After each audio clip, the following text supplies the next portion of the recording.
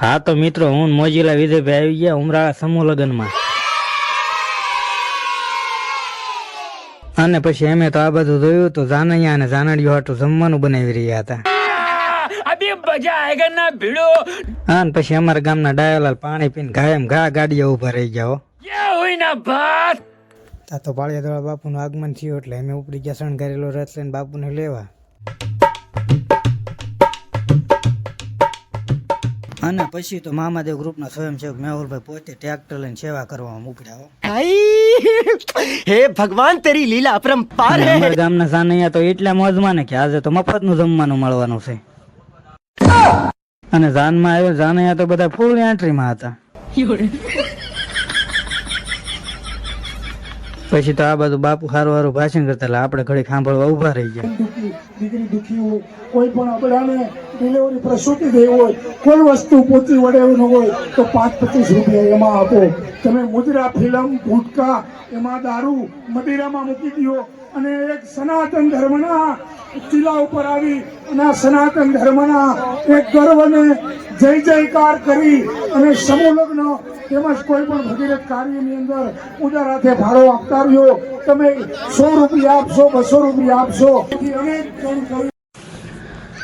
પછી તો આ બધું જોયું તો પાળિયાદોળા બાપુ આવી ગયેલા. પછી પાળિયાદોળા બાપુ રથમાંથી નીચે ઉતર્યા. જ્યારે જ્યારે દીકરી 4 ફેરા ફરે છે, જેવા પાળિયાદોળા બાપુ રથમાંથી નીચે ઉતર્યા એટલે સીધો રથ અમે જવા દીધો પાર્કિંગમાં. અને આ બાજુ તો જાનૈયા અને માંડૈયાએ ફૂલ ગળદી કરેલી હો. અને બહારથી મોટા મોટા મહેમાનો અને કલાકારો આવેલા હતા, એ બધા સ્ટેજ ઉપર બેસી ગયેલા. પછી તો અમે એમને જોતા જ રહી ગયા. અને મેહુલભાઈ તો પિકઅપના ઠાઠિયા ઉભા ઉભા સાના માના ફોન ઘુમાડે. પછી આપણે જમવાના રસોડા બાજુ ગયા તો અહીંયા તો 10-15 લાખ માણસો ઉભેલા. लेकिन ये साला कर क्या रहा है आप? સૂર્યભાઈ તો મફતનું જમવા હાટું થઈને 10-15 ડીશો લઈને ઉભેલા. પછી તો આ બાજુ જમવાનો આંકલો પડ્યો એટલે માણસો દોડા દોડ ગયા. નહીં અમે રહી ગયા તો.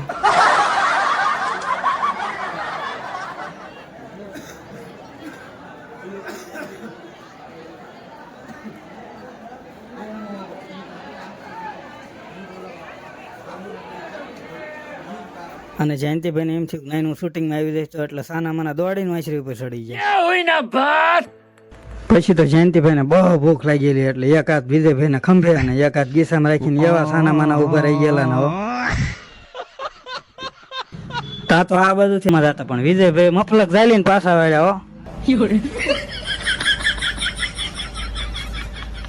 પછી અમારા ગામનો ભુજ ખલીફા મોજમાં આવી ગયો, 2 હાથ પોળા કરીને ફોટો પડાવવા ઉભો રહી ગયો.